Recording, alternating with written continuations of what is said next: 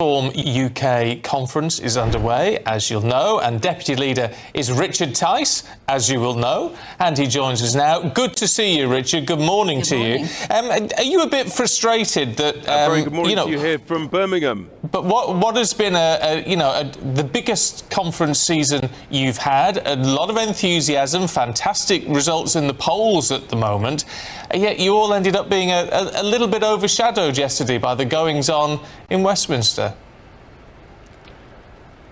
You mean the chaos and carnage of what's left of Starmer's cabinet? Look, there is a mood of hope and optimism here at this incredible reform conference because our thousands and thousands of members and delegates, we see light at the end of the dark tunnel of socialism that we're all stuck in at the moment. And our leader yesterday said, get ready for a general election in 2027, because the reality is that this government is falling apart in front of our very eyes in a mire of sleaze and financial chaos, and the bond markets are rebelling. So this cannot go on for another 3 3/4 years.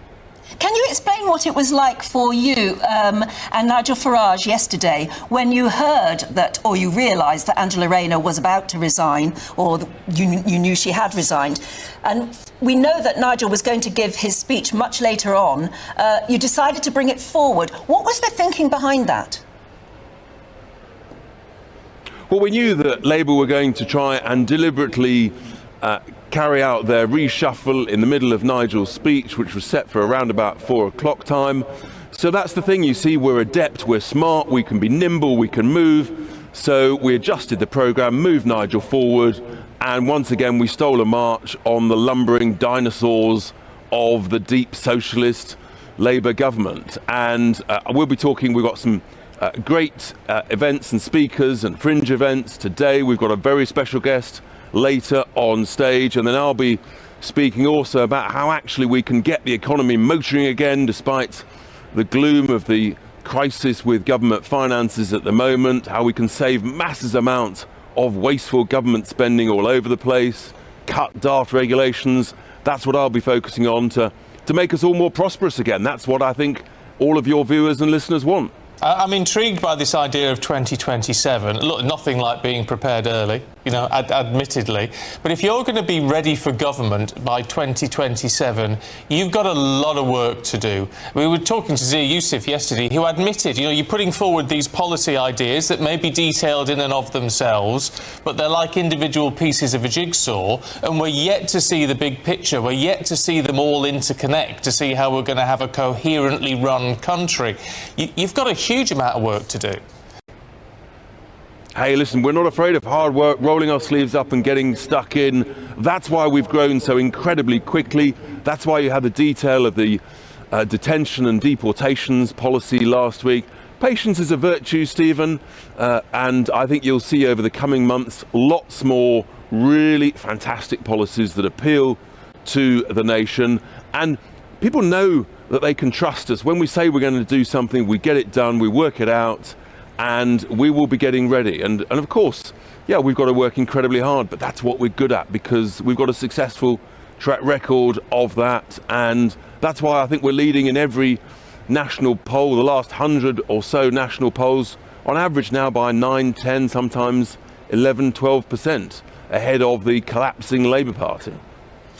One of the intriguing ideas that Nigel Farage put forward in his speech was that actually, in order to sit in cabinet, to be part of government, you don't actually have to be an MP. You could be a specialist brought in, a business person or something like that.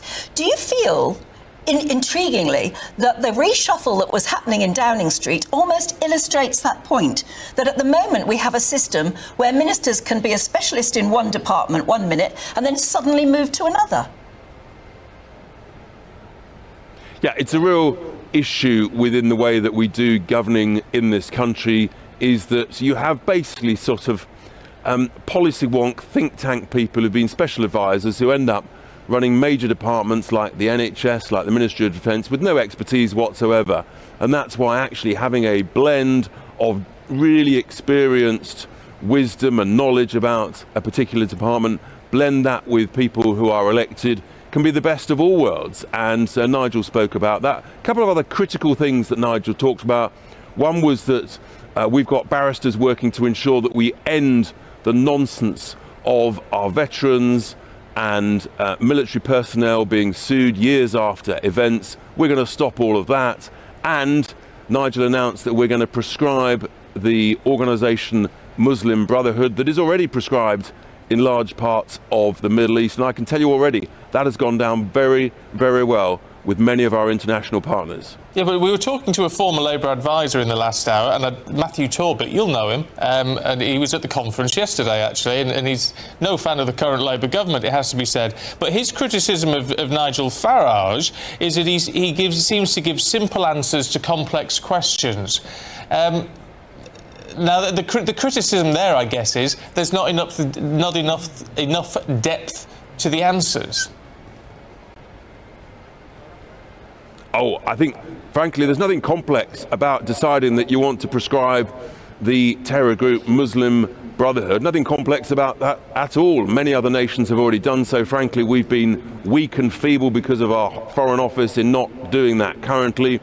There's nothing complex about deciding that you want to stand up and protect our brave military veterans and protect them from ridiculous lawfare. Actually, this stuff just requires courage, conviction, principle, and that's who we are, and that's why we're leading in the polls.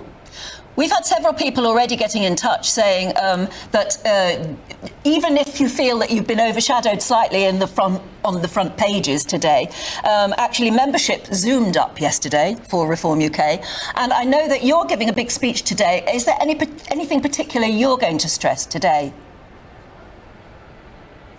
That's right, we blasted through 240,000 members yesterday, and many more are joining literally as we speak. And yes, I'll be talking about how actually we're already having a huge influence on the way that things are being done in this country, whether it's with regard to the Bank of England, whether it's with regard to net stupid zero. I'm having a huge influence on the debate, the issue of the ridiculous renewable subsidies. So I'll be expanding on that, and also the influence on council spending. I had a big press conference earlier in the week. I'll be reinforcing that. So in a sense, talking about how actually we're already making waves, making a difference, and people can see that's just the beginning. Just the very last point, Richard. I want to know, and this is crucial, what your opening number will be before your speech. My opening number. You'll have to wait, you'll have to stand by and watch it, Stephen. I couldn't possibly give you that exclusive this morning. I'm so sorry. Well, I'm looking